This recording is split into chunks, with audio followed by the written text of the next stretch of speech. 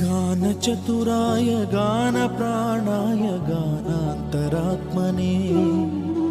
गानोत्सुकाय गानमत्ताय गानोत्सुकमनसे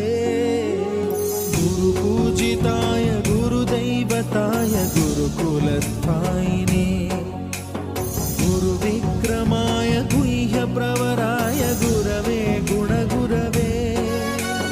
गुरुदैत्यकलक्षेत्रे गुरुधर्मसदाराध्याय गुरुपुत्र परित्रात्रे गुरुपाखण्डखण्डकाय